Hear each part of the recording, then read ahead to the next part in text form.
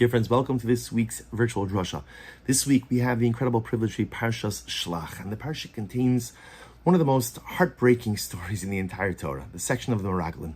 Klal Yisrael approaches Moshe Rabbeinu with the idea of sending spies, a reconnaissance mission, which at first glance doesn't seem to be a bad idea, meaning at the end of the day, as much as we have this miraculous existence of HaKadosh Baruch Hu caring for and taking care of our every need in the desert, the man delivered every single day, the fire by night, the cloud by day, HaKadosh Baruch Hu literally choreographing and guiding our every single step, whereas that divine choreography and guidance will remain. Of course, it always remains.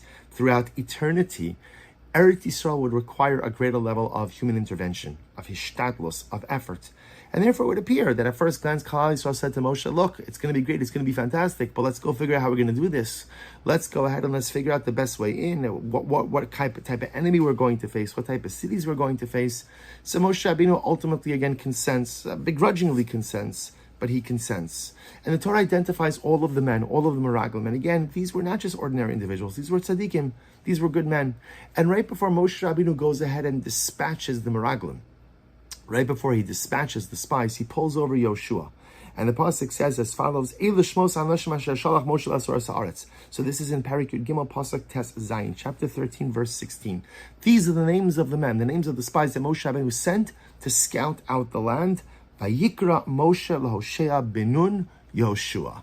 And Moshe Rabbeinu changed the name. He added a yud. He changed the name of Hoshea Benun to Yoshua. And Rashi HaKodesh comments and he says, why did Moshe Rabbeinu go ahead and make this change? Hispalel alav. The adding of the letter yud, the changing of the name from Hoshea to Yehoshua was in fact a prayer, a form of tefillah. What was the tefillah? Ka Yoshiacha me'atzas miraglim. Now remember again, literally translated, Hashem should save you from the counsel of the spies. So by adding the Yud to Yoshua's name, now Yoshua's first two letters of his name are Yud and then Hey, the name of HaKadosh Baruch Hu, so it's the name of Hashem, and Yeshua, ultimately again, salvation. HaKadosh Baruch Hu should save you from the counsel of the spies. And the Lubavitcher Rebbe, Zecher Tzaddik Kodesh Baruch Hu, asks an obvious question. Everybody asks the obvious question, which is, I don't understand. Moshe Rabbeinu had no idea that it was going to go so badly. At the end of the day, the Rebbe writes, Tzarech lahavin, hari ba'osa shak sherim hayu. Again, these were tzaddikim.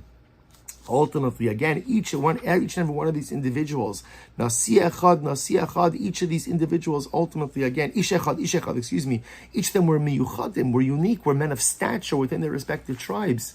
So what's going on over here? Moshe Rabbeinu doesn't, think about this just a moment. If Moshe Rabbeinu knew what was going to happen with the Meraglim, he would have never sent them, right? If he knew that they were going to go and come back and deliver such a disastrous report about the land, Moshe Rabbeinu had no problem putting his foot down and saying no when he had to. Had he recognized or had he known what was going to happen, of course he would have prevented it from ever occurring. So Moshe Rabbeinu did not understand, did not know what the Meraglim were going to do, how they were going to act. So what does it mean when now Moshe Rabbeinu is proactively praying for Yoshua, HaKadosh Baruch Hu should save you from the counsel of the spies? As if Moshe Rabbeinu knows they're going to speak terribly about land. Yoshua, don't fall into this trap. Moshe doesn't know. Had he known, he would have never let it happen. So what does it mean when Moshe Rabbeinu davens, Ka Yoshiacha me'atzas meraglim? May Hashem save you from the counsel of the spies. And the Rebbe quotes him from the Kutei Torah, says something incredibly beautiful. The Rebbe is quoted from the Kutei Torah, says something amazing. He says, I want to quote you, he says, Betam Tanas HaMeraglim. Let's think about this for just a moment. Let's take a step back, because the truth is, the story of the Meraglim is enigmatic on so many levels. But on a most basic level, the idea that the spies, great men, tzaddikim, who saw all that they saw throughout their time in the desert. They saw the Makos, the plagues. They saw the splitting of the sea. They saw the destruction of Egypt, the victory against Amalek. They saw, like we said before, the man and the fire and the cloud and all the other miracles that accompanied us throughout the desert. What's the pshat? That they came back and totally just derailed this national dream. What is the pshat behind their disastrous report about the land? And the Rebbe quotes and he says something incredible. He says, Sheritzonam li sharba midbar nava mikach. Because in reality, the Meraglim, the great men, the tzaddikim, they wanted to stay in the desert. You'll say crazy. Why would you want to stay in the desert? He says so beautifully, Shebi yosam b'midbar yochlu lichios b'kedusha ubis naskus mikol nyonei olam hazem afinim mevatlim. If you think about it, the existence in the desert was a spiritual utopia. There was no need to involve yourself in any earthly matters. There was no need to get involved in any mundane matters. There's I guess not too, there were politics, but not too many politics, right? Moshe Rabbeinu was the leader. He was the Navi. There was that Kodesh Baruch Hu. At the end of the day, if you think about it, life in the desert was spiritual utopia. What did you have to do in the desert? What was your job? Well, what was your job? Your job was to learn Torah. Your job was to serve HaKadosh Baruch Hu. Your job was to take care of each other. That was your job. That was it. That was the totality of it. There was nothing else that was within your HaKadosh Baruch Hu took care of the rest. And as such says the Rebbe, ultimately, v'lachein lo ratzu likanes le'eretz Yisrael.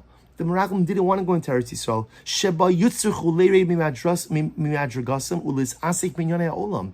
Because entering into the land, by definition, required a descent from the ivory tower of beautiful, unadulterated spirituality. You'd have to leave the desert. Leaving the desert means there's no fire at night, there's no cloud by day, there's no man every single day.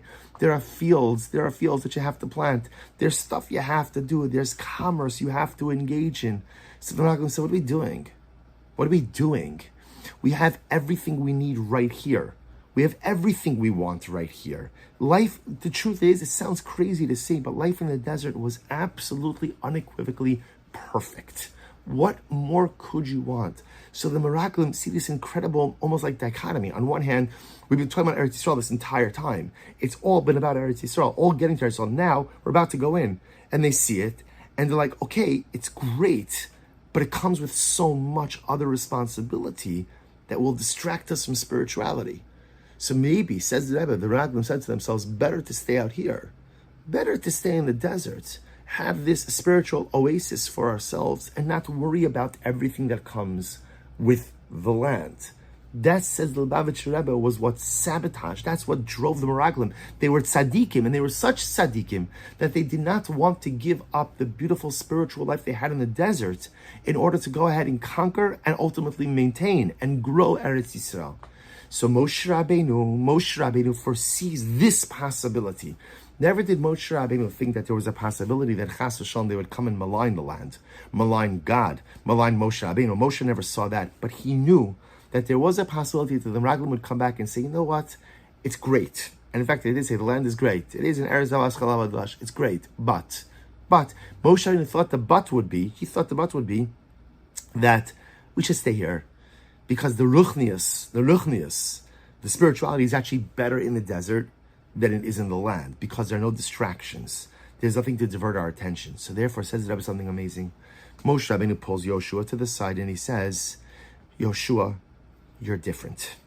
Why are you different? Moshe Rabbeinu says, one day I'm not going to be your Yoshua, and you're going to be the Mamala Makom. You're going to take my place. And you have to understand that what leadership requires is a need to put your own feelings, your own needs on the side, and think about what is best for the klal. What does the klal need? What does Am Yisrael need? And therefore Moshe Rabbeinu says, Am Yisrael needs Eretz Yisrael. Entry into the land, conquering of the land, the unlocking the Kedusha of the land. That was the necessary step for national spiritual self-actualization. But it's going to come at the expense of so many other things. You're right. But this is the next necessary step for the klal. So Moshe Rabbeinu says, Yoshua, as a leader, you have to learn to put your own agenda on the side. As a leader, you have to learn to put your own biases on the side and think about, what does the klal need? What does Am Yisrael need? And says the Rebbe, herein lies the mistake of the Meraglim. The mistake of the Meraglim at its core is that they thought about what they wanted. And they said it was for the klal, but it was really for what they wanted. What they wanted was to maintain and to reside in that spiritual ivory tower. Why have any distractions? Why engage in anything else? Let's just focus on this to the exclusion. And by the way, there's a beauty to that. There's a beauty. It's not a wrong argument. It's not a flawed argument. If you think about it from that perspective, in the desert you have everything. You mamish have everything. So they say, well, why distract? And Moshe Rabbeinu says to Yoshua, Their failure is a failure in leadership. What I'm concerned with the Meraglim, again, Moshe Rabbeinu never foresaw what was going to happen. Otherwise, he would have never sent them. What he foresaw was the possibility that there would be a lack of visionary leadership. Because visionary leadership requires that you look for what is best for the klal and not just what is best for yourself. He was concerned that the Meraglim would think what is best for us, and maybe they're right, by the way. What's best for us, individuals, even our clans, is to stay in the desert. Uninterrupted spirituality. But Yoshua, you're the leader. You're going to be the leader. You already are a leader, and one day you are going to be the leader. You must think about what is best for the klal. This is reminiscent. Lubavitcher brings out at the end of Chumash Bereshis, when Yosef dies, that Yosef was buried in Egypt. And the Rebbe explains that in fact Yosef really wanted to be buried in Eretz Yisrael. He wanted to be buried in Canaan. And Yaakov Avinu said to him, you need to stay in Mitzrayim. Because the knowledge that you're here with the people during their days of slavery, during their generations, during the centuries of slavery, will give them chizik. That Yosef, you have to understand that you have to give up what you want as an individual for the benefit, for the betterment, and for the advancement of the klal. That's what it means to be a leader. I put my own needs on the side because there are things that need to get done for the klal. I put my own agenda on the side because there are certain things that are better for the collective. That, says the Rebbe, is the pshat. Not that Hashem should save you from the disastrous report to the Meraglim. That's not it. Moshe Rabbeinu, this foreboding sense, they're going to want to stay in the desert because it's better for them. HaKadosh Baruch Hu should save you from that narrow thinking. HaKadosh Baruch Hu should save you from thinking just as an individual and not thinking about the klal. HaKadosh Baruch Hu should give you the chizik, the strength. Hashem should save you from ultimately, again, just seeing a narrow view that suits your own needs. And I should be a leader who's able to see the needs of the klal. And dear friends, this is not just a din in leadership, it's a din in all of us. So many times there's a competing agenda between what I want and what the klal wants. I'll give you a simple example. I want to commit an Avera, right? There are Averas I want to do. I said, well, there are Averas I want to do. And they suit me. They give me pleasure. But we exist as part of one beautiful spiritual organism. And so what I do negatively impacts the klal. So the question is, what comes first? My needs or the impact of my actions upon my people? And on the positive as well. There are so many things that we think about doing, want to do, think about, aspire to do, but just don't do it. But when I abstain from some unit of personal spiritual growth, I'm not just depriving myself, I'm depriving the klal, I'm depriving the collective. Sometimes the way to motivate ourselves, either to abstain from certain things or to do certain things, is to recognize that we don't exist in a vacuum. I don't live in a silo. I'm part of the most beautiful living entity, an organism that is connected on every single level called Klal Yisrael. And what I do has an effect, and what I do has an impact. And I don't have the luxury of thinking just as an individual, but I must think as part of the collective. All of my decisions need to be made through the lens that I am a part of Am Yisrael. You know, we saw the beautiful video that was circulating this week with the Daf Yomi Siyum, with our holy soldiers in Rafa. You know, Baruch Hashem, we have a beautiful Daf Yomi share here, and we made a siyum as well. We didn't make our official siyum, but we finished the Masechta. I thought, like, what an incredible moment. That here, again, literally, we're all being Messiahim. And I realized in that moment that my Torah is their Torah is my Torah, and we are all part of this unified beating heart called Klal Yisrael. We have to bring that mindset to the way we live our daily lives. That what I do and what I don't do is not just about me, but impacts the klal in its entirety. Moshe Rabbeinu was telling Yoshua, resist the temptation to think as an individual and think in a way that just suits your needs, and remember that you're part of the klal. In the same way that Yaakov told Yosef, sometimes in life you have to give up what you want as an individual for the sake of your people. Dear friends, let us begin to think that same way as well. It's not just about what I want out of life.